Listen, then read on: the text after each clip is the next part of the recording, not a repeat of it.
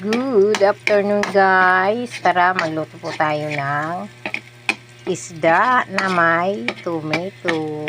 Ayan guys, nagsangkot siya po ako guys ng bawang, sibuyas at luya.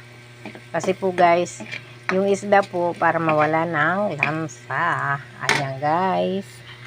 At atin na pong ilalagay ang ating tomato sauce.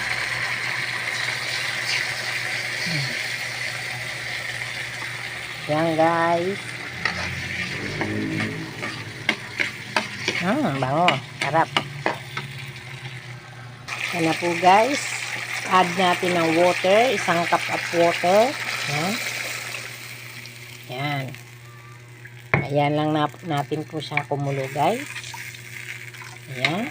Pag kumulo po guys, ihulog na natin ang isda. Ayan na po guys. Kumukulo na po yung ating tomato sauce. Atin na pong ihulog yung fish, yung isda. Ayan nga po pala. Pinirito ko nga po pala guys yung ating yung ating isda. Ayan.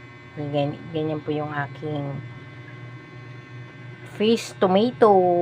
Ayan guys.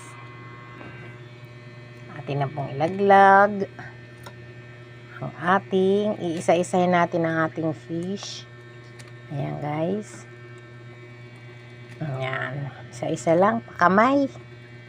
Para guys ayan guys. Parang maliit ang ating kawali. Pero pagkakasyahin natin guys. Ayan na guys. Ang ating fish tomato. Ayan. Lagyan natin ng tomato yan. Ayan na po guys. Ang ating fish tomato. Ayan, isda na may tomato sauce.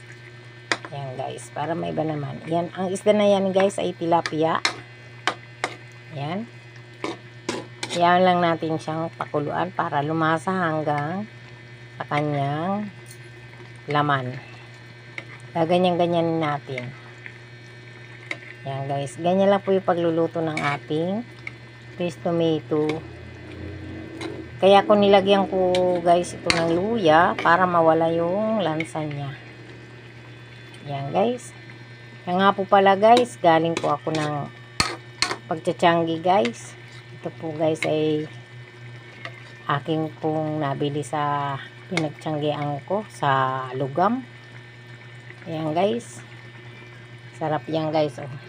Mukulo na guys. Tikman niya natin guys yung sabaw kung